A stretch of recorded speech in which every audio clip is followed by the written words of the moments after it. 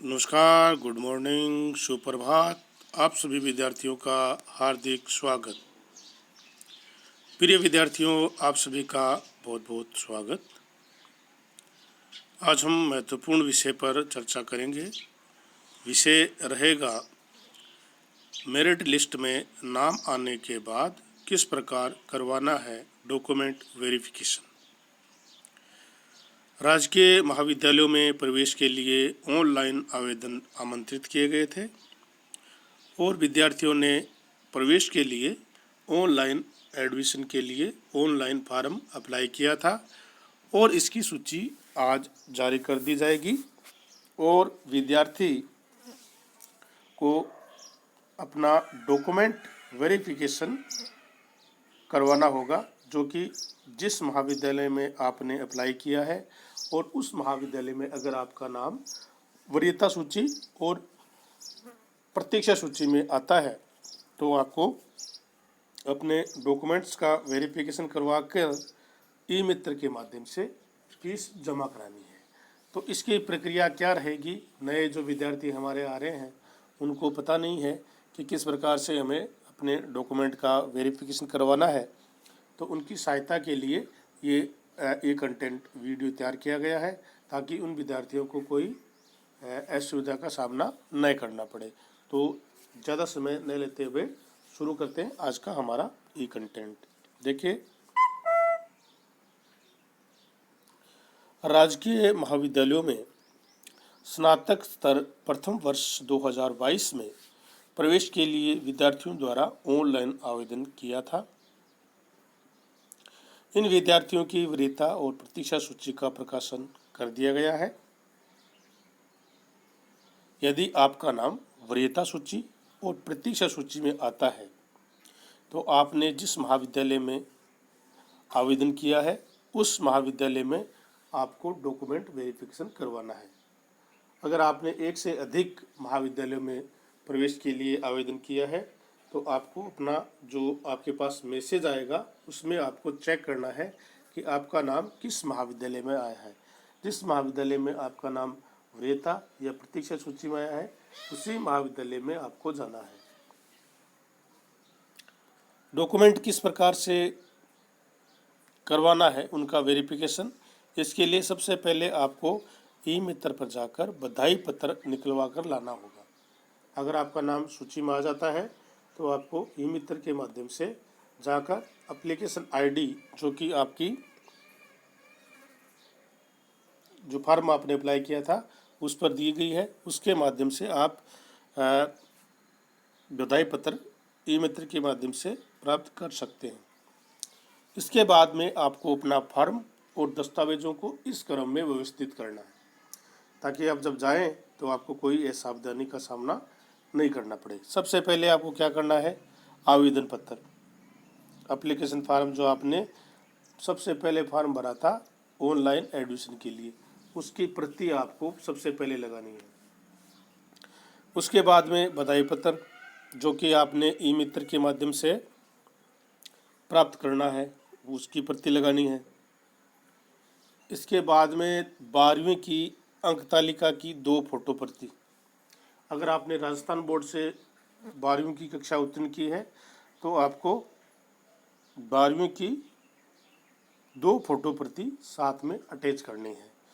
इसके बाद में 10वीं की अंक तालिका की फोटो प्रति, 10वीं की अंक तालिका की फोटो प्रति,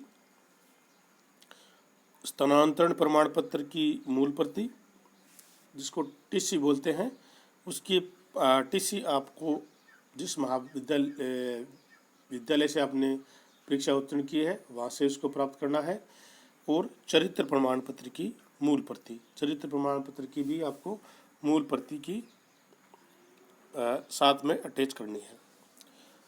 जाति प्रमाण पत्र, अगर आप अनुसूचित जाति, अनुसूचित जनजाति, अन्य पिछड़ा वर्ग, EWS, MBC, SBC से संबंधित है तो आपको जाति प्रमाण पत्र की फोटो प्रति अटैच करनी है और मूल प्रमाण पत्र आपको दिखाना है। अगर आपने बोनस अंकों के लिए कोई अप्लाई किया है जिसमें NCC, NSS और खेल कूद से संबंधित प्रमाण पत्रों की फोटो प्रति आपको साथ अटैच करनी है और मूल प्रमाण पत्र आपको दिखाना है।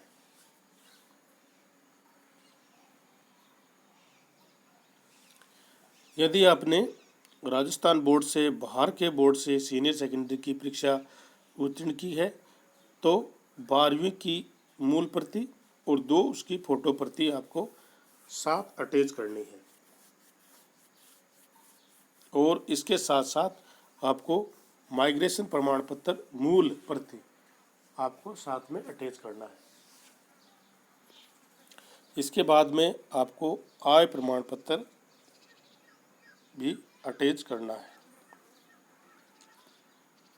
इन दस्तावेजों के बाद में आपको एक बार वापस चेक करना है कि जिस क्रम में मैंने बताया है आपने सभी दस्तावेज उसी क्रम में आपने व्यवस्थित करके लगा दिए हैं। उसके बाद में आपको जो भी डॉक्यूमेंट आप लगा रहे हैं उस प्रमाण पत्र पर आप अपने सिग्नेचर जरूर करें। सिग्नेचर करने के बाद में आप को यदि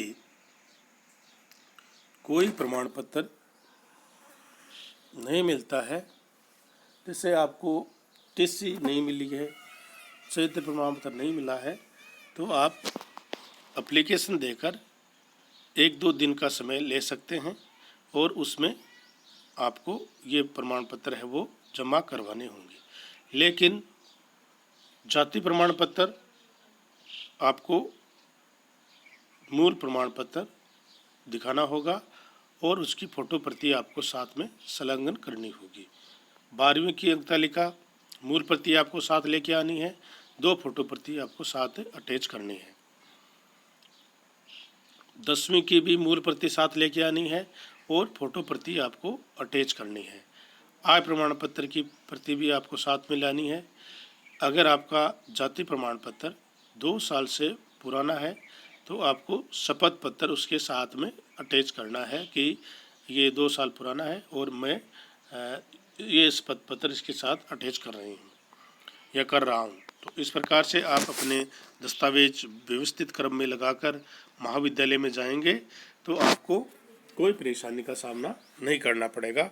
इसके बाद में आपको करना क्या है, जैसे ही वहाँ से डॉक्यूमेंट का वेरिफिकेशन होगा आपको एप्लीकेशन आईडी के नंबर से ई मित्र पर जाकर अपनी जो फीस है उसको जमा करवाना होगा। ई मित्र पर जाकर आप अपनी फीस जमा करवाइए और वहाँ से जो रसीद प्राप्त करें उस पर आप चेक जरूर कर लें कि आपका जो ट्रांजैक्शन है वो सक्सेसफुली होना चाहिए। अगर आपका ट्रांजैक्शन है वो सक्सेसफुली हो गया है तो आपकी फीस जमा हो गई है। उसकी प्रति अगर आप चाहें तो महाविद्यालय में जाकर वापस जाकर उसकी प्रति जमा करा दें ताकि आपका एडमिशन अस्थायी रूप से पक्का हो जाए। इन सभी बातों को अगर आप ध्यान में रखेंगे तो आपको कोई असावधानी का सामना नहीं करना पड़ेगा, कोई परेशानी आपको नहीं होगी। आपके उज्जवल भविष्य की कामना करते हुए आपको बहुत बहुत धन्यवाद। Thank you.